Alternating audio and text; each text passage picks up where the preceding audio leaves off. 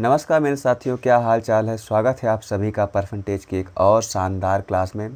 आज की क्लास में हम सीखने वाले हैं फेल पास पर आधारित सवाल। अभी तक हमने जनसंख्या पर आधारित सवाल नहीं पढ़े हैं, वो सीखेंगे। वेन डायग्राम पे सवाल कैसे पूछे जाते हैं, किस तरीके से सॉल्व करते हैं, उसको सीखेंगे। और कुछ और भी टाइप के सवाल जो जनरली बेसिक से थोड़ा हट के होते हैं, उन सभी को सीखेंगे, कैसे हल करते हैं और क्या तरीका हमारा होने वाला है उन सवालों को हल करने का। तो इन सभी चीज़ों को हम सीखेंगे। तो चलिए आपको लेके चलते हैं सवालों पे और देखते हैं कि किस तरह के सवाल पूछता है एग्जामिनर और हमें इन सवालों को कैसे करना होता है। ठीक है, तो चलिए आते हैं हम पहले सवाल पे। तो पहला सवाल हमारा आने से पहले, जैसे कि हमने फेल पास वाला सवाल लिया है, तो मैं चाहता हूँ कि थोड़ा सा हम डिस्कस कर लें कि या फिर फेल पास के जो सवाल होते हैं उनको कैसे किया जाता है। ठीक है, तो देखिए होता क्या है, जब भी कोई एग्ज़ाम होता है तो एग्ज़ाम में कोई भी एग्ज़ाम होता है तो उसमें एक पासिंग मार्क्स रखा जाता है। जैसे कि यूपी बोर्ड का एग्ज़ाम होता है तो उसमें आप देखते होंगे कि 33% नंबर जो व्यक्ति पाता है उसे पास माना जाता है। तो वैसे ही हर एक एग्ज़ाम में एक पासिंग मार्क्स होता है और पासिंग मार्क्स के ऊपर पाने वाला, या फिर अगर कोई लड़का पासिंग मार्क्स पाया है तब भी उसे हम पास मानते हैं। ठीक है, तो हम इसी कॉन्सेप्ट का इस्तेमाल करेंगे। जैसे अगर कोई लड़का फेल हो जाएगा, अगर कोई भी लड़का फेल हो जाएगा, जैसे मान लेते हैं कोई लड़का है जो 40% नंबर पाता है, 40% नंबर पाता है लेकिन 15 नंबर से फेल हो जाता है। कहा गया कि 15 नंबर से वो फेल हो गया। तो इसका कहने का क्या मतलब है? इसका कहने का मतलब है कि जो लड़का ए है, हमने इसको नाम ए दे दिया। हमने कहा जो लड़का ए है वो 40% नंबर तो पा गया। ये 40% नंबर किसका पाया है? तो जो भी परीक्षा का पूर्णांक होगा उस पूर्णांक का इसे 40% नंबर मिल गया है, लेकिन 15 नंबर ना पाने की वजह से ये लड़का फेल हो गया है। ठीक है, तो वहीं दूसरा तरफ अगर हम देखें, हमने कहा कि एक लड़का बी है, बी को 45% नंबर मिला है उसी परीक्षा में। 45 नंबर पाने के बाद ये जो लड़का है ये 10 अंकों से पास हो गया है, 10 अंकों से पास हो गया है। तो इसके कहने का क्या मतलब है? इसके कहने का मतलब ये है कि जो ये 45% नंबर पाया है, ये 45% नंबर पाया है पूर्णांक का, पूर्णांक का 45 पाया है। जबकि जो लड़का ए था वो पूर्णांक का कितना पाया था? तो आप देख रहे हैं 40% नंबर वो पूर्णांक का पाया हुआ था। तो ये 15 नंबर कम पाया था पासिंग मार्क्स से। मतलब पास होने के लिए जो हमें नंबर चाहिए उससे 15 कम पाया था। इसके पास क्या है? इसके पास पासिंग मार्क्स जो भी हैं उससे अधिक मिल गया है इसको। कितने अंक अधिक मिल गए हैं? 10 अंक अधिक मिल गए हैं। तो कॉन्सेप्ट हमारा रहेगा कि हम जो है किसी भी लड़के को फेल नहीं करेंगे। जो लड़का फेल हो चुका है उसे हम पास करेंगे, सिर्फ पास करेंगे। और जो लड़का पास हो चुका है उसे हम सिर्फ पास करेंगे। ठीक है, उसके जो अधिक नंबर हैं उसे काट देंगे ताकि दोनों बराबर हो जाएं।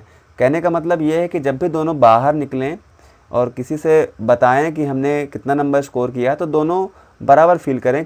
ऐसा ना हो कि बी ज़्यादा हाइप बना ले जाए, बी थोड़ा डींगे मारने लगे कि मुझे तो 10 नंबर ज़्यादा मिल गए हैं, मैं तो ए से ज़्यादा पास पाया हूँ नंबर, है ना। भले ही ए को पास करा दें, लेकिन अगर बी के पास नंबर ऑलरेडी अगर ज़्यादा हैं तो वो थोड़ा सा एडवांटेज लेगा ही, थोड़ा सा ज़्यादा और डींगे हाकेगा ही। तो हमें दोनों को बराबर रखना है। कैसे बराबर रखना है? जैसे हमने कहा कि जो ए छात्र है, ए स्टूडेंट है, उसे 40% नंबर मिला है और अगर उसे हम 15 नंबर दे दें तो वो पास हो जाएगा, ओनली पास हो जाएगा। ठीक वैसे ही अगर जो 45% नंबर पाया है उससे हम 10 नंबर निकाल दें तो वो फिर केवल पास रह जाएगा, केवल पास रह जाएगा। वो बता नहीं पाएगा कि वो कितने नंबर अधिक मिले हैं। ठीक है ना। अब इसको अगर हम हल करते हैं, अब इस कंडीशन में दोनों ही बराबर हो गए, दोनों ही बराबर हो गए। अब हमने ये जो दोनों बराबर कर दिया, ये क्या है? अगर हम ध्यान पे देखें तो दोनों केवल पास हैं। इसका मतलब ये कि जो ये है ये पासिंग मार्क्स है। ये पासिंग मार्क्स है, मतलब कि ये नंबर केवल पास होने के लिए। अगर हमें पूर्णांक चाहिए तो अब इसी को हम सॉल्व कर देंगे और हमारा आंसर आ जाएगा। जैसे कि अगर हम 40 को इस पार लेके जाएंगे तो 5% हो जाएगा, और 10 को उस पार लेके जाएंगे तो 15 में जुड़ के 25 हो जाएगा। 5 से काट देंगे, 5 पचम 25, और 1% की वैल्यू हमारी निकल के आ जाएगी 5। तो वहीं 100% की वैल्यू कितनी आ जाएगी, तो 100% की वैल्यू आ जाएगी 500। इसका मतलब है पूर्णांक हमारा 500 था। ठीक है, तो अब कॉन्सेप्ट हमारा सिंपल सा है कि हमें जो लड़का फेल होगा उसे पास करना है, और जो लड़का केवल पास है उसे हमें क्या करना है, उसके नंबर जो अधिक होंगे उसे हटा देने, ताकि वो केवल पास रहे। ठीक है ना। अब बढ़ते हैं हम सवालों पे, और सवालों के ज़रिए समझते हैं ज़रा ये क्या कैसे करते हैं सवालों को। जैसे सवाल आपके सामने है कि एक व्यक्ति 40% अंक पाता है और 12 अंकों से फेल हो जाता है। हमने अभी आपको बताया कि हमें फेल वाले को पास करना है। 40% नंबर पाया है, 12 अंकों से फेल हुआ है, तो हमने 12 इसको दे दिया ताकि ये पास हो जाए। आगे क्या कह रहा है, उसी परीक्षा में एक दूसरा व्यक्ति 45% अंक पाता है और 8 अंकों से पास हो जाता है। 45% अंक पाया है, 8 अंकों से पास हो गया है, तो पास वाले से घटा देंगे, 8 घटा देंगे। अब इसे सॉल्व कर लेते हैं। 40 उस पार जाएगा तो 45 से घट के 5 आ जाएगा, और हम 8 इस पार लेके आएंगे तो 12 में जुड़कर 20 हो जाएगा। और हम अगर यहाँ पे पूछा क्या गया है, सवाल ने पूछा है कि परीक्षा का पूर्णांक ज्ञात करें। तो परीक्षा का पूर्णांक कैसे निकलेगा, 100% परीक्षा का पूर्णांक होगा। तो 100% क्या हो जाएगा, 100% हमारा हो जाएगा 20/5 गुणे 100। 5 से काट देंगे, 5 चौके 20, 4 का अगर हम 100 में गुणा करेंगे तो 400 पूर्णांक निकल के आ जाएगा। तो हमारे इस सवाल का क्या आंसर है, हमारे इस सवाल का आंसर 400 है, बिल्कुल करेक्ट आंसर। उम्मीद है आपको कॉन्सेप्ट समझ में आया होगा। एक और सवाल लेते हैं और उसके ज़रिए फिर से समझते हैं। कह रहा कि एक परीक्षा में 30% अंक प्राप्त करता है रोहित, और दिनेश और 15 अंकों से फेल हो जाता है। देखिए फेल हो गया है ना, तो फिर से हमारा सेम काम है। 30% पाया है, 15 अंकों से फेल हुआ है, तो हम इसे 15 दे देंगे ताकि ये पास हो जाए। फिर उसके बाद इसने क्या कहा, दिनेश 32% अंक पाया है और 5 अंकों से पास हो गया, तो हम क्या करेंगे, 32% पाया था, 5 अंक ज़्यादा पा गया था, इसलिए हम इससे क्या करेंगे, 5 कम कर देंगे। अब दोनों बराबर सिचुएशन पे आ गए हैं। अब हमें क्या करना है, अब हमें इसे सॉल्व करना है। और क्या पूछा है सवाल में, इस बार सवाल ने कहा है कि आप हमें न्यूनतम अंक बताओ। न्यूनतम अंक का मतलब होता है पासिंग मार्क्स। न्यूनतम अंक का मतलब होता है पासिंग मार्क्स, मतलब ये कि हमें पासिंग मार्क्स निकालना है। ठीक है, तो पासिंग मार्क्स होता क्या है, तो पासिंग मार्क्स जो हमने यहाँ लिख लिया है, चाहे आप LHS देख लीजिए, लेफ्ट हैंड साइड में जो नंबर लिखा गया है इसको देख लीजिए, या फिर आप राइट हैंड साइड वाले का वैल्यू निकाल लेंगे तो हमारे पास पासिंग मार्क्स आ जाएगा। तो पहले हम एक काम करते हैं, पहले इसे सॉल्व करते हैं। सॉल्व करने के लिए 30 को उस पार लेके अगर हम जाएंगे तो हमारा 2% बनेगा, 2% हमारा बराबर होगा, 5 को इस पार लेके आओगे तो 15 में जुड़कर 20 हो जाएगा। ठीक है ना, हमें 2% आ गया, हमारे पास 20। हमें पासिंग मार्क्स निकालना है, तो हमने कहा हमें निकालना है 30%, और 30% निकाल कर अगर उसमें हम 15 जोड़ देंगे तो पासिंग मार्क्स हमारा आ जाएगा। तो अगर 2% की वैल्यू 20 है तो 30% की वैल्यू क्या हो जाएगी, तो क्या हो जाएगी भाई, अगर हमको 2 को 30 बनाना है तो कितने से गुणा करना होगा, तो सोच के बताइए भाई कितना से गुणा करना पड़ेगा, तो 15 से गुणा करना पड़ेगा, क्योंकि 15 दूना 30। अगर हमने एक तरफ 15 से गुणा कर दिया तो हमें दूसरी तरफ भी 15 से गुणा करना ही पड़ेगा। तो 15 दूना 30, 300 आ गया हमारा 30% का मान। लेकिन पासिंग मार्क्स है कितना, आप कहेंगे सर 30% और प्लस 15, तो 30% का मान 300 आ गया, 15 इसमें और जोड़ देंगे तो हमारा आंसर कितना आ जाएगा, 315, और 315 कहाँ लिखा है, ऑप्शन नंबर बी में लिखा है। यही हमारा बिल्कुल करेक्ट आंसर होगा। ठीक है, उम्मीद है आपको समझ में आ रहा है। ठीक है, बढ़ेंगे अगले सवाल में। अगला सवाल हमने फिर से इसी टाइप का लिया है जिससे कि आपको थोड़ा सा बेटर अंडरस्टैंडिंग मिले। ठीक है ना। तो अगला सवाल में कह रहा, जान को एक परीक्षा में 20% अंक मिले, वह 10 अंकों से असफल हो गया। कहने का मतलब है 20% नंबर पाया था, 10 नंबर ना पाने की वजह से फेल हो गया। तो हमने कहा इसको हम दे देते हैं 10 नंबर, बेचारा पास हो जाए।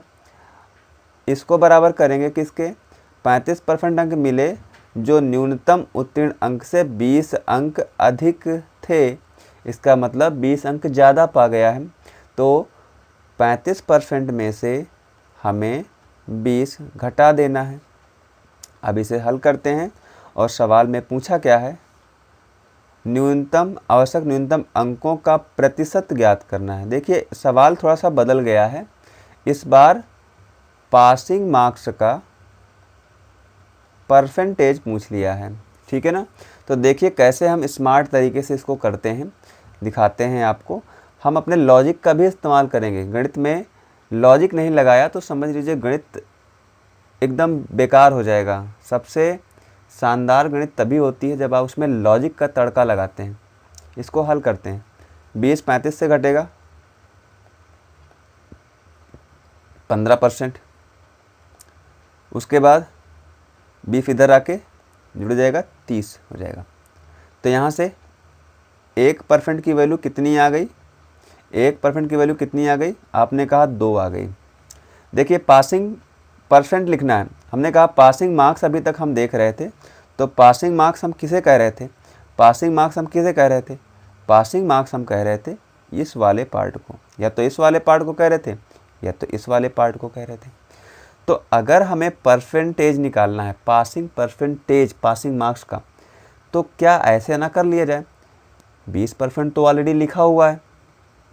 अगर किसी तरीके से ये जो 10 लिखा हुआ है इसकी वैल्यू हम परसेंटेज में पता कर लें, इसकी वैल्यू परसेंटेज में पता कर लें तो वो 20 में जोड़ देंगे, आंसर आ जाएगा। ठीक है ना। तो उसको पता करने के लिए हमको यहाँ पे मिल गया है कि 1% की वैल्यू 2 है। तो अगर 1% की वैल्यू 2 है तो 2 को अगर हमें 10 बनाना है तो कितने से गुणा करेंगे, कितने से गुणा करेंगे, 5 से गुणा करेंगे। तो 5 का इधर भी कर दिया गुणा, तो 5% आ गया। इसका मतलब है कि जो 5% है वो 10 के इक्वल है। ठीक है ना। 5% कितने के इक्वल है, 10 के इक्वल है। हमें पासिंग परसेंटेज लिखना है तो हम इस 10 के जगह ऑलरेडी हमारे पास 20% प्लस 10 लिखा था, यही हमारा पासिंग परसेंटेज था। हमने 10 की वैल्यू 5% निकाल ली है, तो हमारा 20% और प्लस 5% मिलके कितना हो गया, 25%, और यही इस सवाल का आंसर होगा। उम्मीद है आपको समझ में आ रहा। ठीक है, बढ़ें अगले सवाल में, बोलिए भाई हाँ या ना। बढ़ें अगले सवाल में, तो चलिए बढ़ते हैं अगले सवाल की ओर। अगला सवाल हमारे सामने है फिर से फेल पास वाले। देखिए हमने ऐसा रखा है कि कई सारे सवाल हम लोग करते हैं एक ही टाइप के, ताकि एक बेटर अंडरस्टैंडिंग मिल जाए। जनरली आप किताब में से भी सवाल लगाते हैं तो होता क्या है कि जब से आप कॉन्सेप्ट को सीखते हैं तो जैसे ही आपका कॉन्सेप्ट क्लियर होना शुरू होता है, थोड़ी देर बाद आप देखते हैं कि आपके सवाल ही ख़त्म हो जाते हैं, सवाल ही नहीं रहते, सवाल कम रहते हैं। तो इसका इलाज मैंने ढूंढा, मैंने कहा कि थोड़ा ज़्यादा सवाल ले लेते हैं, एक कॉन्सेप्ट को सिखाते हैं, उसके कुछ सवाल कर लेते हैं। जब हम सवाल करेंगे तो हमें ज़्यादा अच्छे से समझ में आएगा और फिर हम करना सीख लेंगे। ठीक है ना। बाकी आप अपने नोटबुक से, आप अपने बुक से सवाल परसेंटेज के, जैसे कि अभी हम इसमें पढ़ रहे हैं कि जो भी हमारा फेल पास वाले सवाल हैं, इनको भी आप करके देखिएगा, एकदम शानदार तरीके से लग जाएंगे, कोई दिक्कत की बात नहीं आएगी। ठीक है ना। अब आते हैं अगले सवाल में। अगला सवाल है, एक परीक्षा में एक छात्र ने 65% अंक प्राप्त किए लेकिन उत्तीर्ण अंकों से 20 अंक कम थे। ठीक है, 65% अंक मिले हैं इनको, कम थे कितने, 20 अंक कम थे, इनको 20 अंक दे दिया जाए। ठीक है, आगे पढ़ेंगे। एक अन्य छात्र ने 80% अंक प्राप्त किए और योग्यता अंकों से 5% अधिक अंक प्राप्त किए। देखिए 80% तो अंक प्राप्त किया ही किया है, साथ ही साथ 5% ज़्यादा पा लिया। तो हमने कहा अगर संख्या होती, अंक होते, तब भी घटा लेते, परसेंटेज दिया गया है तब भी घटा लेंगे, तो हम परसेंटेज को भी घटा देंगे, 5% घटा देंगे। क्लियर बात। देखते हैं क्या होता है। ये हमारा 65% प्लस 20 बराबर, इधर 5 घटाओगे तो आ जाएगा 75%। 65 अगर 75 से घटेगा तो 10%, तो 10% हमारा कितने के बराबर? 20 के बराबर। सवाल में पूछा गया है परीक्षा में कुल अंक कितने हैं, मतलब कि पूर्णांक पूछा है। पूर्णांक कितना होता है? 100%। एक जीरो इधर चिपका दीजिए और एक जीरो इधर चिपका दीजिए, आंसर हमारा 200 हो जाएगा। ऑप्शन नंबर बी बिल्कुल करेक्ट होगा। ठीक है, चलिए, तो ये थे हमारे फेल पास वाले सवाल। उम्मीद है आपको फेल पास वाले कॉन्सेप्ट एकदम क्लियर हो गए होंगे। अब बढ़ते हैं अगले सवाल की ओर। अगला देखो कॉन्सेप्ट हमारा है वेन डायग्राम का। तो पहले थोड़ा सा समझ लेंगे वेन डायग्राम होता क्या है और फिर इसके सवालों पे आएंगे। सवाल बहुत ही शानदार हमने लिया है ना। आप देखेंगे तो आपको आनंद आ जाएगा। बहुत ही बढ़िया लेंथ वाले सवाल हैं और इनको लगाने में टाइम लगता है। ठीक है, तो कम टाइम में कैसे लगाया जाए, कॉन्सेप्ट क्या होना चाहिए, वो सब चीज़ें हम सीखते हैं इसमें। तो सबसे पहले वेन डायग्राम, कोई दो चीज़ों पे वेन डायग्राम लगते हैं, तो कैसे उसको बनाते हैं। जैसे हमने कहा एक स्कूल है, उसमें कुछ बच्चे हैं जो क्रिकेट पसंद करते हैं, कुछ बच्चे क्रिकेट पसंद करते हैं और कुछ बच्चे हैं जो फुटबॉल पसंद करते हैं, फुटबॉल पसंद करते हैं। ठीक है ना। तो होता क्या है, अब ये जो क्रिकेट पसंद करने वाले हैं, इसमें देखेंगे तो रेड से हमने बना दिया है। ये रेड वाला पूरा यहाँ तक आ गया, ये वाला, और जो ये पार्ट है ना, ये पार्ट, तो ये पार्ट वो पार्ट है, ऐसे बच्चों का पार्ट है जो दोनों चीज़ें पसंद करते हैं। तो कभी भी हम डायग्राम बनाएंगे तो उस सवाल में हम देखेंगे अगर दोनों को पसंद करने वाले जितने भी जानकारियाँ होंगी पहले उनको भरेंगे हम। ठीक है, जैसे अगर हम सवाल हो कि एक स्कूल में 60% लोग क्रिकेट पसंद करते हैं, तो हमने कहा 60% लोग क्रिकेट पसंद कर रहे हैं, 60% लोग।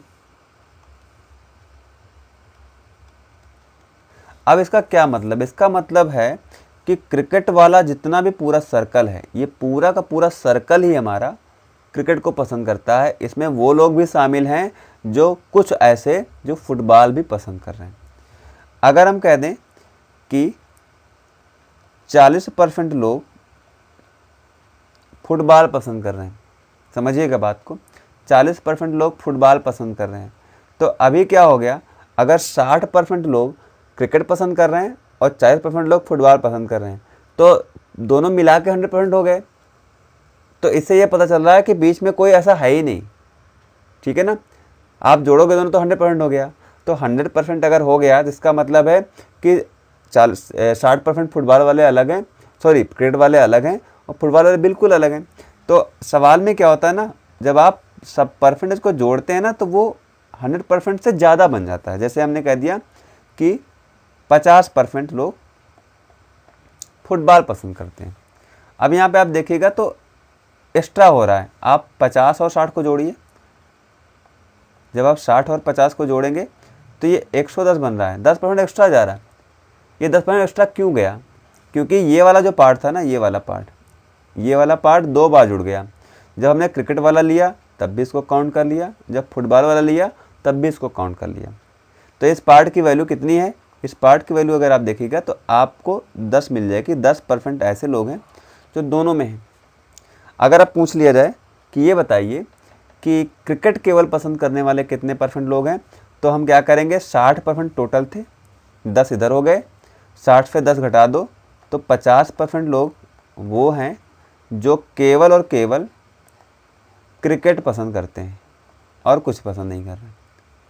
फुटबॉल की बात करें तो फुटबॉल में 50 में से भी 10% घटा देंगे तो 40% वो लोग हैं जो केवल फुटबॉल पसंद कर रहे हैं। ठीक है, ये आपको समझना सिर्फ इतना है कि जब भी क्वेश्चन पढ़ेंगे तो क्वेश्चन में अगर दोनों को पसंद करने वालों का अगर परसेंटेज दिया गया है तो सबसे पहले उसी को भरेंगे, उसके बाद अगला। ठीक है, यही चीज़ हम 3 वाले में भी लागू करते हैं। अगर 3 वेन डायग्राम है, ये ए, ये बी, ये सी है, तो सबसे पहले हमें इस वाले को भरना है, सबसे अंदर वाले को, और फिर उसके बाद इनको भरना है, इनके नंबर्स को ऐड करने हैं, इनके नंबर्स को ऐड करने हैं, और फिर उसके बाद जाके हमको इनको ऐड करना है। ठीक है, इनको ऐड करना है या फिर इनको ऐड करना है। ठीक है ना, तो अंदर से बाहर की ओर रखते हैं ताकि गलती बिल्कुल हमसे ना हो। ठीक है ना, अब आते हैं हम लोग सवाल में, सवाल पे समझते हैं। सवाल कह रहा है कि एक परीक्षा में 80% छात्र भौतिक में उत्तीर्ण हुए, 70% छात्र रसायन में उत्तीर्ण हुए, जबकि 15% छात्र दोनों विषयों में असफल हो गए। भाई देखो हो क्या रहा है, उत्तीर्ण का दिया और उत्तीर्ण का दिया, मतलब कि भौतिक में, फिजिक्स में 80% लोग पास हो गए, वहीं केमिस्ट्री में 70% लोग पास हो गए। ठीक है, और इसमें कहा गया कि जबकि 15% छात्र दोनों विषयों में असफल रहे, दोनों विषयों में असफल रहे। तो हमने कहा कि एक काम करते हैं, वेन डायग्राम बनाते हैं। वेन डायग्राम में आप देखेंगे कि इसमें जो है ना, आगे पढ़ेंगे तो कह रहा कि यदि दोनों विषयों में 325 छात्र उत्तीर्ण हुए तो परीक्षा में उपस्थित होने वाले छात्रों की संख्या। डायग्राम 2 लोगों का है तो 2 बनाएंगे डायग्राम, 2 डायग्राम बना लिया। एक हमारा फिजिक्स का हो गया, एक हमारा केमिस्ट्री का हो गया। फिजिक्स में कितने पास हुए हैं, 80%, मतलब पूरा 80 ये है, 70 ये है। लेकिन सबसे पहले हम किसको बनाएंगे, सबसे पहले हम इसमें पूछा गया है पास होने में, तो हम पहले इनका देखेंगे कि यहाँ पे देखिए 80% लोग पास हुए हैं, तो हम कह सकते हैं 20% लोग फेल हुए होंगे। यहाँ पर 30% लोग फेल हुए होंगे, बोले 30% लोग फेल हुए होंगे। लेकिन 15% दोनों विषयों में फेल हुए, तो हम पहले 15% बनाएंगे। हमने कहा 15% लोग फेल हुए। अब देखिए फिजिक्स में कितने फेल हुए थे, तो आपने कहा 20% फेल हुए थे। 15 हमने फिजिक्स वाले में ऑलरेडी लिख दिया है, तो अभी बचा हुआ 5 भी लिख देते हैं यहाँ पर। ठीक है, अब उसके बाद सी में फेल कितने हुए, 30%, 15 ऑलरेडी लिख दिया सी वाले में, तो 15 बचा, उसको फिर से 5 में लिख दिया, केमिस्ट्री वाले में लिख दिया। ठीक है, सवाल में दिया गया है यदि दोनों विषयों में 325 छात्र उत्तीर्ण हुए थे, दोनों विषयों में। ठीक है ना, तो परीक्षा में उपस्थित होने वाले छात्रों की कुल संख्या क्या होगी, दोनों विषयों में उत्तीर्ण हुए थे। तो पहले हम ये पता करते हैं भैया कितने लोग हमारे टोटल फेल हुए हैं। फेल कितने हो गए, 15, 15, 30, 30, 5, 35, 35% लोग फेल हुए हैं। ठीक है, 100% लोग थे टोटल, तो कितने हमारे पास हुए होंगे टोटल, 65% लोग कुल पास हुए होंगे। ठीक है, तो 325 जो दिया गया है वो कितने का मान है, तो 325 हमारा 65% का मान है। हमें कुल संख्या पूछ रहा, मतलब 100% का मान निकालना है। 5 से काट देते हैं, 5 एकन्नम 5 और 5 तियां 15, 5 छक्का 30 और 5 पचम 25, 13 पचे 65, 5 गुणे 100 से कितना आ जाएगा, तो 500 आ जाएगा। इसका मतलब कुल कितने स्टूडेंट थे, कुल 500 स्टूडेंट थे। ठीक है, छोटा सवाल था, आसानी से हो गया। ठीक है ना, अब बढ़ते हैं अगले सवाल की ओर। अगला सवाल हमारे सामने है कह रहा कक्षा 11 की परीक्षा में 42% छात्र गणित में अनुत्तीर्ण हुए। देखना अनुत्तीर्ण का डेटा दिया। 54% छात्र भौतिकी में अनुत्तीर्ण हुए। 48% छात्र रसायन में अनुत्तीर्ण हुए। और केवल 10% छात्र तीनों विषयों में फेल हुए, तीनों में 10% हुए। 20% छात्र भौतिक और रसायन में दोनों में असफल रहे। 15% छात्र रसायन विज्ञान और गणित में दोनों में असफल रहे। और 18% छात्र भौतिकी और गणित दोनों में असफल रहे। तो उन छात्रों का प्रतिशत क्या है, छात्रों का परसेंट क्या है जो केवल 2 विषयों में अनुत्तीर्ण हुए। ठीक है ना। तो 3 विषय हैं, 3 का बना लेंगे। ठीक है, 3 का बना लिया। सबसे पहले तीनों में कौन असफल रहा वो हम ढूंढेंगे। सवाल में तीनों में असफल कौन रहा, तो यहाँ पर दिख रहा है रसायन शास्त्र में अनुत्तीर्ण हुए केवल 10% छात्र ही तीनों विषयों में फेल हुए। यहाँ लिखेंगे सबसे बीचों बीच में 10%। ठीक है, फिर उसके बाद अब 2 वाले को भरेंगे। कह रहा गणित है, एक हमने मैथ ले लिया है, एक हमने फिजिक्स ले लिया है, एक हमने केमिस्ट्री ले लिया। फिर कह रहा भौतिक और रसायन मतलब फिजिक्स और केमिस्ट्री दोनों में असफल रहे 20% लोग, 20% लोग रहे केमिस्ट्री और फिजिक्स में। 10 ऑलरेडी लिख लिया है, 10 यहाँ आ जाएगा, हो जाएगा 20। ठीक है, आगे देखेंगे। और रसायन विज्ञान भौतिक और रसायन में, सॉरी गलत कर दिया क्या हमने, भौतिक और रसायन दोनों में असफल है। सॉरी, यहाँ 15% छात्र रसायन विज्ञान और गणित में, केमिस्ट्री और इसमें मैथ में 15%, 10 तो पहले लिख लिया, 5 और लिख देंगे यहाँ पर। अब ये मैथ और केमिस्ट्री में हो गए। आगे देखेंगे 18% छात्र भौतिक और गणित में असफल हुए। 18, 10 लिखा हुआ है, 8 की भी रिक्वायरमेंट है, 8 यहाँ आ जाएगा। ठीक है, अभी देखो ये अंदर वाले हो गए, अब बाहर वाले पे लिखना है। ठीक है ना, बाहर वाले में कैसे लिखा है, देखिए यहाँ पे कह रहा 42% छात्र गणित में अनुत्तीर्ण हुए। पूरे गणित में 42% हो रहे हैं, पर हमने यहाँ अभी तक लिखा कितना है, 8, 5, 13 और 13 और 10 23, 23 लिख दिया है। इसमें से 23 घटा देंगे, इसमें से 23 घटा देना है। 23 घटा देंगे कितना आ जाएगा, तो 12 में से अगर हमने 19 आ जाएगा, 19 आ गया। 54% छात्र भौतिक में, फिजिक्स वाले में 54% है। कितना लिख लिया हमने, 10, 10, 20, 20, 8, 28, 28 लिख लिया है। कितना आ जाएगा अब हमारे पास आ जाएगा कितना, 26 केवल वो हैं जो फिजिक्स में। ठीक है, उसके बाद 48% कितने में थे, केमिस्ट्री में थे। 48% किस में थे, केमिस्ट्री में थे। कितना लिख चुके हैं अभी तक, 10, 10, 20, 5, 25।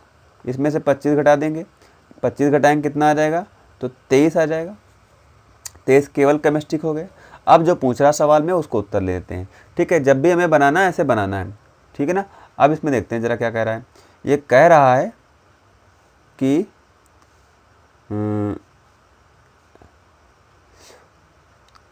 उन छात्रों का प्रतिशत क्या है जो केवल 2 विषयों में अनुत्तीर्ण हुए। केवल 2 विषयों में अनुत्तीर्ण हुए, केवल 2 विषयों में अनुत्तीर्ण हुए। तो 2 विषयों वाले को पहचानेंगे। देखो 10 नहीं ले सकते, ध्यान पे समझना। ये जो 10 है ना, नहीं ले सकते। 10 वाले कौन है, जो तीनों में असफल हुए हैं। केवल 2 वाले को पहचानो। ये 5 ले सकते हैं क्या, बिल्कुल ले सकते हैं, केवल 2 वाला है तो 5 ले लिया, प्लस 8 ले सकते हैं, ले लिया, और 10 ले सकते हैं। सबको जोड़ लेंगे, 8, 5, 13, 13, 10, 23। तो 23% इस सवाल का करेक्ट आंसर हो जाएगा, ऑप्शन नंबर सी। ठीक है, इस तरह के सवाल जब भी पेपर में आएंगे आपको थोड़ा पेशेंस के साथ में करना होगा, तभी जाके ये आसानी से लग पाएंगे। ठीक है ना। सावधानी हटी दुर्घटना घटी वाला केस होता है इसमें। आ जाओ अगले सवाल पे। एक परीक्षा में 41 छात्र अर्थशास्त्र में अनुत्तीर्ण हुए। ये परसेंटेज होगा, ठीक है ना, परसेंटेज ही होगा ये, परसेंटेज 41% अनुत्तीर्ण हुए। 35% छात्र भूगोल में अनुत्तीर्ण हुए और 39% छात्र इतिहास में उत्तीर्ण हुए। देखिए ये सारा डेटा सेम टू सेम सवाल है, तो इसको मैं आप लोगों के लिए होमवर्क दे रहा हूँ। आप लोग इसे करके इसका जो आंसर है उसे कमेंट बॉक्स में कमेंट करिएगा। देखते हैं कितने लोग आंसर देते हैं इसका, ठीक है। मैं इंतज़ार करूँगा और जितने भी लोग कमेंट करेंगे मैं उनके कमेंट पे कमेंट ज़रूर करूँगा, रिकमेंट करूँगा, ठीक है ना। तो मैं इंतज़ार करूँगा आप लोगों के आंसर का, ठीक है। आते हैं अब अगले सवाल में। अगला सवाल हमारा जनसंख्या पर आधारित है। जनसंख्या वाले सवालों को कैसे करते हैं इसको ज़रा सीखते हैं कैसे करना है, ठीक है ना। देखिए जनसंख्या वाला जो भी सवाल होता है उसमें जैसे ये सवाल हमारे सामने है कि एक शहर की जनसंख्या पहले वर्ष में 30% बढ़ जाती है और अगले वर्ष 15% कम हो गई यदि वर्तमान जनसंख्या 11,050 है तो 2 वर्ष पहले की जनसंख्या कितनी थी। 2 वर्ष पहले की जनसंख्या कितनी थी पूछ रहा। इसका मतलब ये कि अभी वर्तमान में ये है, 2 साल पीछे चले जाइए आप 2 साल पीछे चले जाइए और बताइए कि यहाँ पर जनसंख्या हमारी कितनी थी और बढ़ने का तरीका हमारा है एक बार 30% बढ़ेगी एक साल तो दूसरे साल 15% कम होगी, ठीक है। एक साल 30% बढ़ेगी तो दूसरे साल 15% से कम हो जाएगी। कैसे लगाएंगे इस सवाल को? परसेंटेज में हमने एक चीज़ सीखा है, हमने कहा कि अगर हमारा नंबर 100 होता तो हम इसे कितने परसेंट से 30% से बढ़ा देते तो हमारा हो जाता 130, ठीक है। अब इसे अगर हम 15% से कम करें तो कितना हो जाएगा? देखिए इसका 15% निकालने के लिए पहले 10% निकालते हैं। 10% हमारा 13 होगा और फिर उसके बाद इसका 5% निकालेंगे तो वो होगा 6.5। दोनों को ऐड करेंगे तो 5 और 6 3 9 और 1 19.5। अगर हम 19.5 इसमें से घटा दें तो हमारा आ जाएगा 5, यहाँ आ गया 9, 9 में से गया तो 0 और यहाँ आ गया 2, 2 में से गया तो 1 और 1 आ गया हमारे पास 110.5। अब आपको एक चीज़ दिख रही होगी यहाँ पे कि जो ये नंबर है जो क्वेश्चन में दिया गया था और जो हमने 100 मान के लगाया तो यहाँ वो नंबर आ गया। दोनों नंबर सेम टू सेम है, सिर्फ अंतर है तो सिर्फ दशमलव का अंतर है और दशमलव का अंतर कब हट जाएगा? जब हम इसमें 10 का गुणा कर देंगे। अगर हम 10 का गुणा कर देंगे 100 का गुणा कर देंगे तो दशमलव हट जाएगा। आंसर क्या आएगा? तो आंसर आएगा हमारा 1 और 1 के पीछे ढेर सारे जीरो लगे होंगे। कहाँ लिखा हुआ है वो आंसर? तो आप देखेंगे तो आपको ऑप्शन नंबर सी में दिख जाएगा जहाँ पे 1 लिखा है और 1 के बाद ढेर सारे जीरो लगे हुए हैं। तो चुपचाप आप आंसर मार्क करिए और आराम से उत्तर निकाल लीजिए, ठीक है ना। इसको हल करने के और भी तरीके हो सकते हैं, लेकिन मैं जो तरीका सिखाता हूँ बच्चों को जिससे वो गणित को आसानी से सीख पाते हैं, मैं वो तरीका आपको सिखा रहा हूँ, ठीक है ना। क्योंकि ढेर सारे टीचर हैं वो सब अच्छे पढ़ाते हैं, पर मेरा तरीका ये है, मैंने अब तक कई सारे बच्चों को जो बिना मैथ का बैकग्राउंड के थे, जिनको कुछ भी नहीं आता था, मैंने उनको गणित सिखा दिया। तो मैं वो तरीका मैं आपको सिखा रहा हूँ, ठीक है ना। ये तरीके बेस्ट हैं, भूल नहीं सकते आप इनको। आ जाइए अगले सवाल में। एक शहर की जनसंख्या से कितना है भाई? 2,64,932। यह प्रत्येक वर्ष 10% से बढ़ रही है। 3 वर्ष बाद शहर की जनसंख्या क्या हो जाएगी? 3 वर्ष बाद क्या हो जाएगी?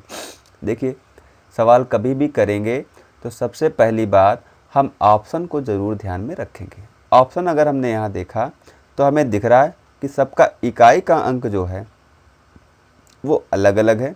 खैर सभी के सभी उत्तर जो हैं वो दशमलव के बाद 3 अंक ले रहे हैं, तो इसका साफ मतलब है कि ये पूरी तरीके से कट गया होगा। जो भी हल हुआ है पूरी तरीके से हल हुआ होगा। अब हम स्मार्ट अप्रोच पे आते हैं। पहले स्मार्ट अप्रोच, फिर उसके बाद बेसिक बता दूंगा मैं आपको। 10% से बढ़ने का मतलब होता है कि नंबर हमारा 1.1 गुना हो रहा है। 1.1 गुना हो रहा है। कितने बार हो रहा है? तो आप कहेंगे सर 3 बार हो रहा है। हमने कहा ठीक है, 1.1 इंटू 1.1 इंटू किसका 3 गुना हो रहा है, किसका गुना हो रहा है? तो भाई साहब ये जो नंबर हमारा लिखा है, जनसंख्या जो थी उसी का हुआ होगा, उसी को किया गया है। अच्छा इसके इकाई में क्या है? तो आप कहेंगे सर 2 है। तो हमने कहा अगर इकाई का अंक ही हमने सबका ले लिया तो 2 है और सबके इकाई में 1 है, 2 को अगर हम 1 से गुणा करेंगे तो अंत में कितना आएगा, 2 आएगा, और ऑप्शन नंबर ए बिल्कुल करेक्ट आंसर होगा। ठीक है, यूनिट डिजिट से सवाल को एकदम आसानी से कर पाएंगे। अब आई बात कि सर लगाएंगे कैसे, तो आ जाइए अब हम देखते हैं इस सवाल को लगाते कैसे हैं। ठीक है ना, इस सवाल को कैसे लगाते हैं जरा इसको देखते हैं। ये हमने लिख लिया नंबर,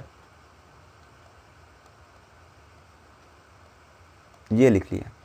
10% से बढ़ाना है 3 बार, बढ़ाते जाइए बस। 10% कितना होगा भाई साहब इसका, 1 अंक बाद दशमलव लगा दीजिए, 1 अंक बाद दशमलव लगा दीजिए, 2 6 4 9 3.2 जोड़ लो इसको तो आ जाएगा 2.325, 9 3 12 हासिल 1, और 9 और 4 13, 13 1 14 हासिल आ गया 1, 6 4 10 11 हासिल आ गया 1, 6 2 8, 8 1 9 और 2। ठीक, अब इसको फिर से 10% का बढ़ा दो, इसका 10% कितना होगा, 1 अंक बाद हम दो लगाओ, 2914.52, इसको जोड़ लो अब तो 2 5 2 7 और 5 2 7 6 5 और 9 1 10 हासिल आ गया 1, 9 2 11 1 12 हासिल आ गया 1, 2 और 1 3। अब फिर से इसको बढ़ा देंगे 10% से, आंसर हमारा आ जाएगा। तो इसको 10% बढ़ाने के लिए फिर से इसको 10% बढ़ा दो, 32056.772 तो 2 7 2 9 और 7 7 14 हासिल आ गया 1, 7 7 14, देखिए मैच करना शुरू हो गया पहला ऑप्शन, और 6 6 12 हासिल आ गया 1, 6 2 5 3 5 3, आई थिंक कहीं पे गड़बड़ी कर दिया मैंने, यहाँ 6 आएगा। ठीक है ना, कहीं पे गड़बड़ी कर दिया है, इसको आप फिर से एक बार कैलकुलेट करके देख लीजिएगा। ठीक है ना, यहाँ पर ये मैच कर जाएगा पहला वाला ऑप्शन बिल्कुल करेक्ट। ठीक है ना, तो हो सकता है मैंने कहीं पे गड़बड़ी कर दी हो, आप फिर से करके देखिएगा, एकदम करेक्ट आंसर आ जाएगा। ठीक है ना, तो इस तरीके से हम बढ़ा के भी कर सकते हैं।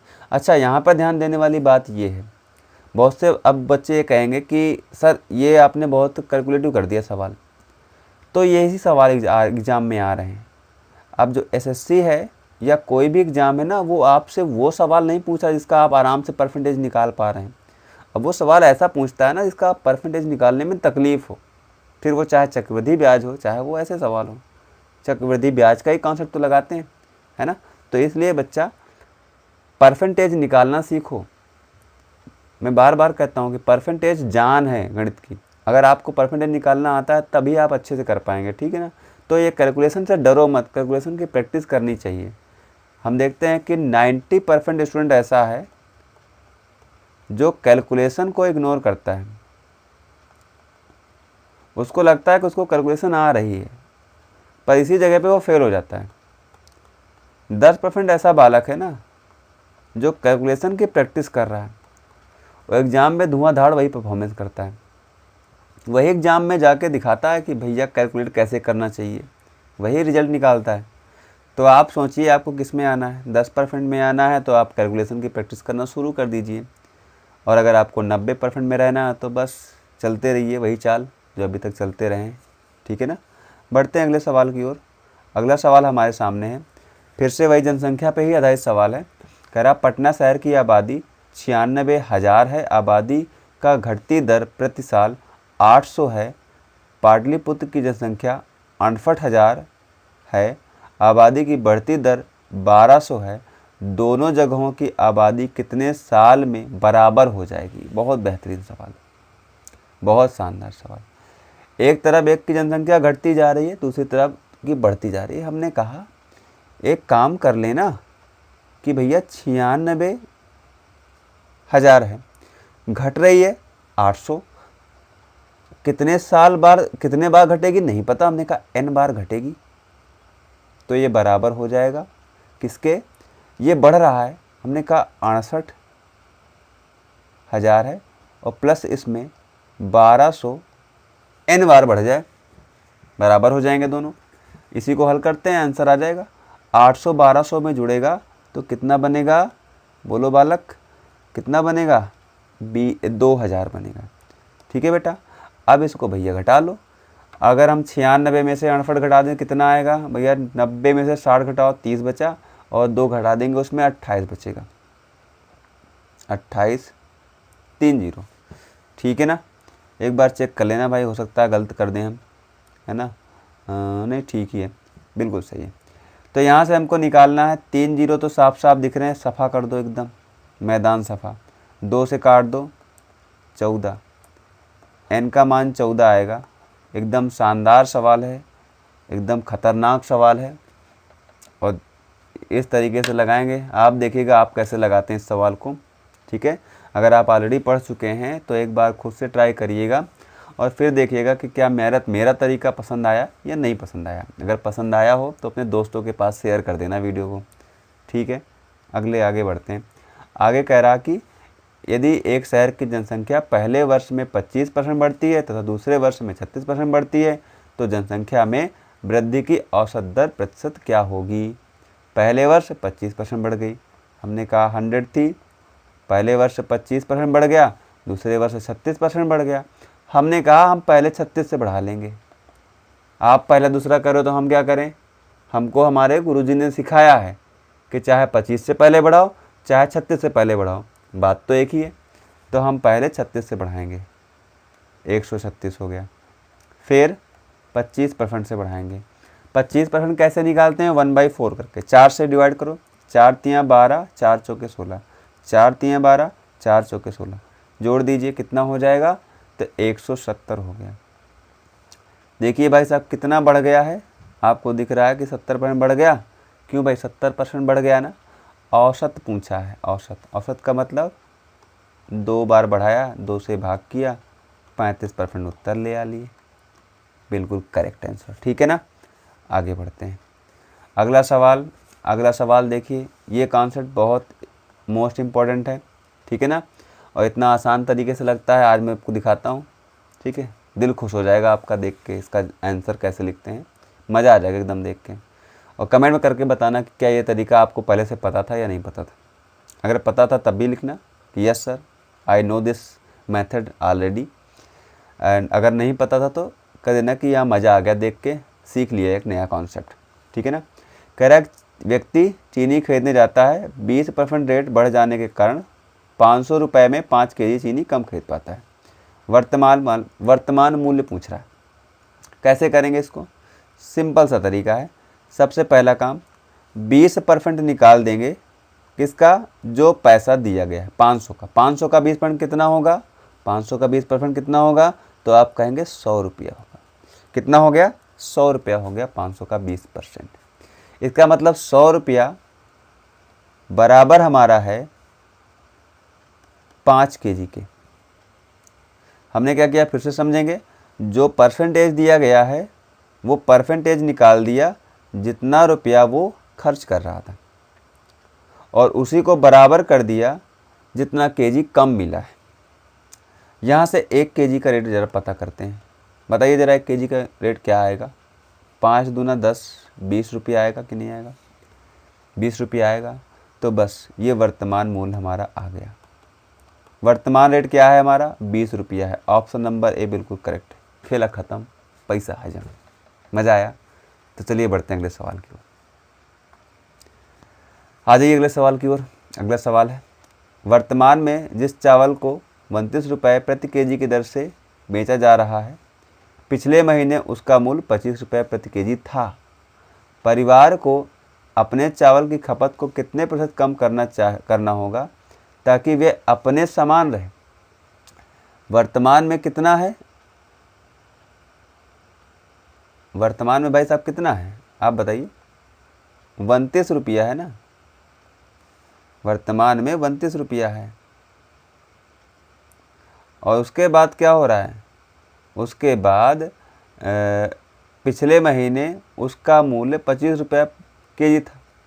इसके पहले तो 25 था। हमने कहा कितना बढ़ा भाई साहब इसमें, तो आपने कहा 4 रुपया बढ़ गया, 25 पे बढ़ा है। इंटू 100 अगर कर देंगे तो हमारा आ जाएगा परसेंटेज आ जाएगा। लेकिन हमने कहा क्या इसका परसेंटेज पूछा है क्या, इसने कहा नहीं, इसने तो खपत का पूछा है। तो हमने कहा एक काम करते हैं, हमें खपत व्यय को पहले जैसा समान रखना है।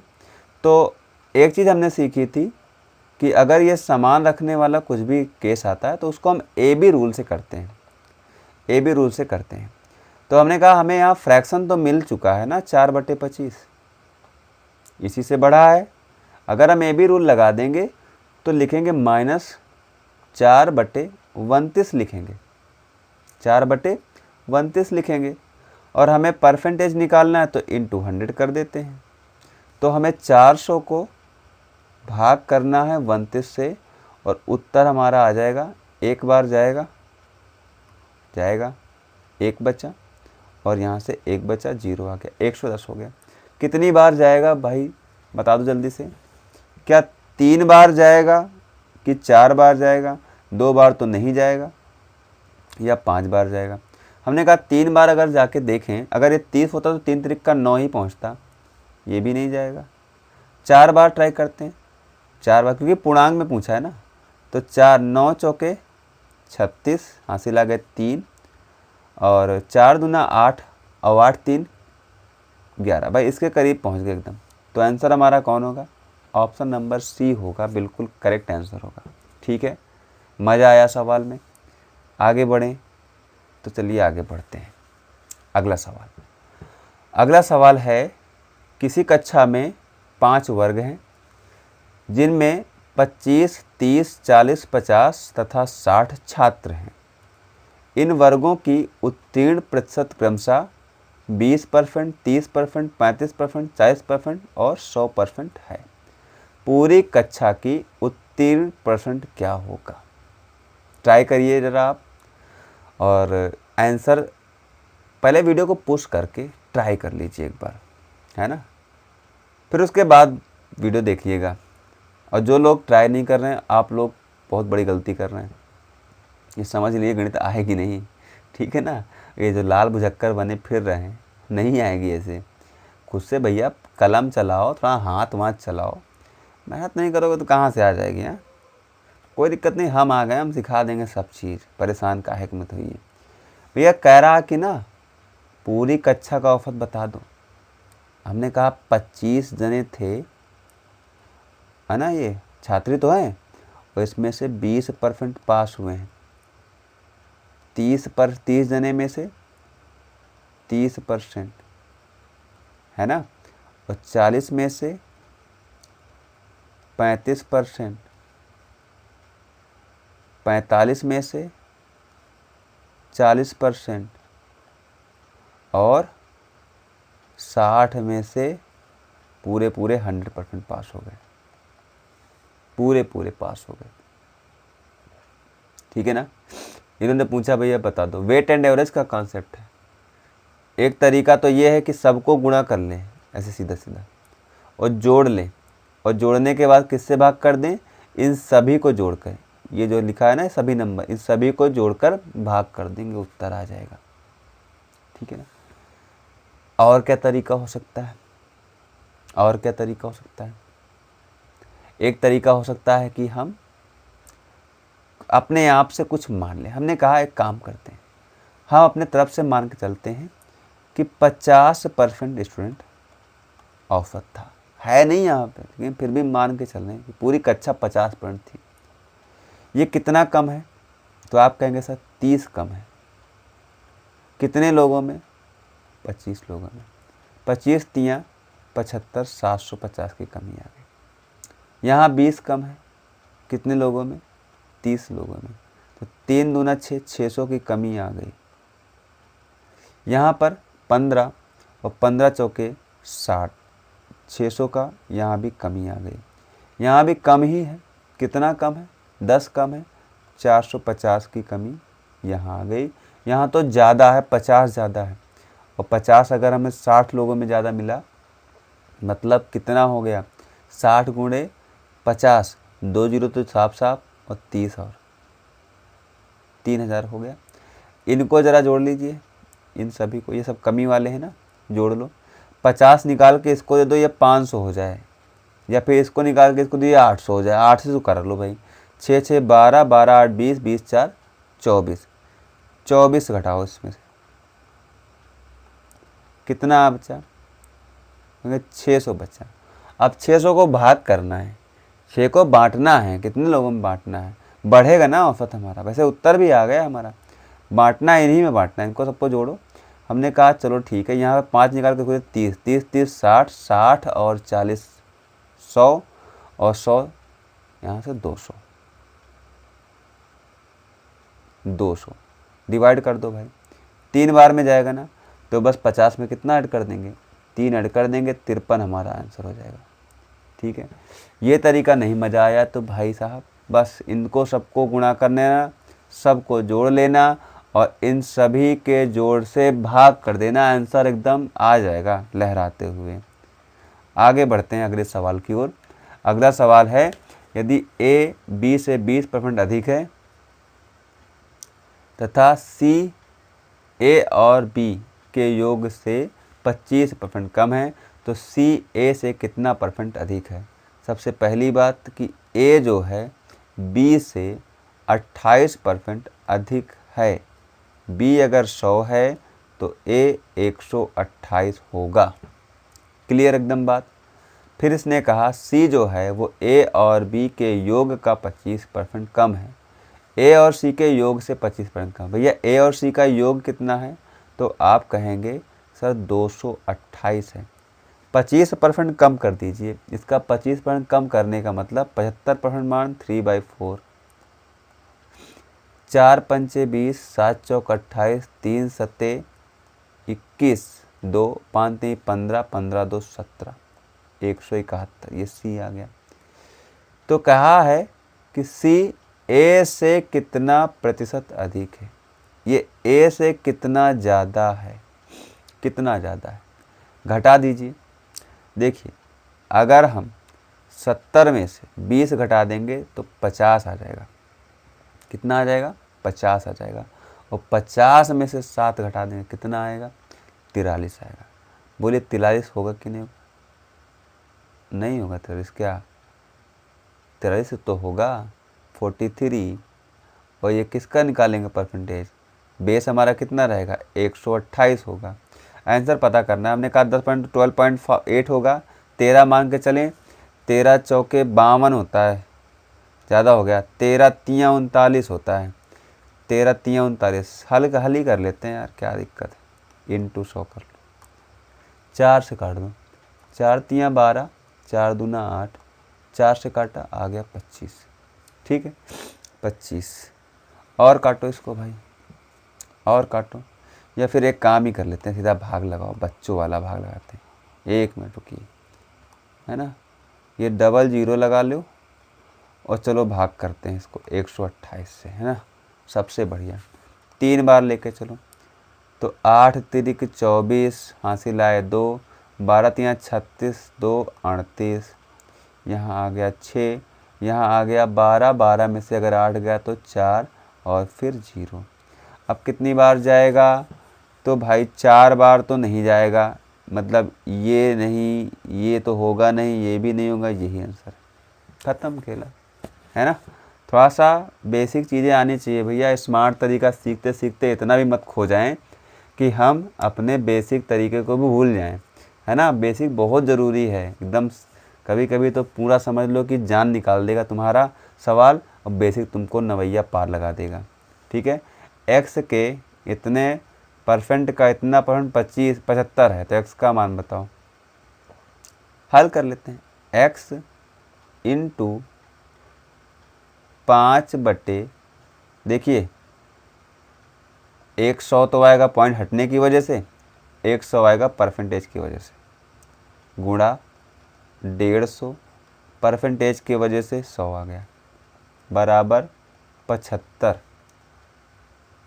1 0 से 1 0 तो काट दो, 15 पचे 75, ढेर सारा 0 दिख रहा, कहाँ दिख रहा, 1 के बाद ढेर सारा 0, पहला ऑप्शन, बात खत्म। आ जाओ अगले सवाल में। दो संख्याएं एक तीसरी संख्या से 90% और 75% कम है, तीसरी संख्या से कम है ना। हमने कहा पहले एक संख्या ए है, बी है, सी। तीसरी अगर 100 है तो एक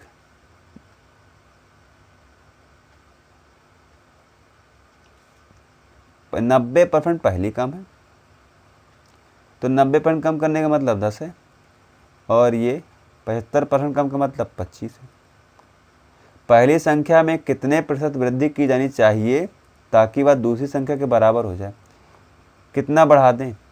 15 बढ़ा दें, किस में? 10 में, इंटू 100, 150 उत्तर आ जाएगा। बढ़िया सवाल है, आसान सवाल है, मज़ेदार सवाल है। तो thank you for being here. आप लोगों ने पूरी क्लास देखी, जो लोग भी यहाँ तक आए पूरी क्लास देखी, उनको थैंक यू। आपने एक भरोसा दिखाया और पूरी क्लास देखी। कैसी क्लास है ये कमेंट बॉक्स में ज़रूर बताइएगा, और जो कोई सुझाव हो तो उसको ज़रूर बताइएगा। मेरा मानना है कि हमें गलतियों पे काम करनी चाहिए, हमसे गलती ना होने पाए, तो इसके लिए आपका सुझाव हमारे लिए बहुत ही ज़्यादा इम्पोर्टेंट है। वीडियो अच्छा लगा हो तो लाइक करिएगा, हाँ दोस्तों के साथ ज़रूर शेयर करिएगा। हम चाहते हैं कि दोस्तों के पास आप शेयर करेंगे, शेयर करने से क्या होगा कि उन्हें भी एक अच्छा कंटेंट सीखने का मौका मिलेगा, ठीक है ना। तो इसलिए सिर्फ कहते हैं कि दोस्तों के साथ शेयर करिएगा, ठीक है ना। मेहनत ही एक तरीका है जिससे आप रिजल्ट ला सकते हैं, बाकी और कोई तरीका नहीं है जिससे रिजल्ट आ सकता है। तो जी तोड़ लगा के मेहनत कीजिए, पूरा एकदम दमखम लगा के मेहनत कीजिए, ठीक है ना।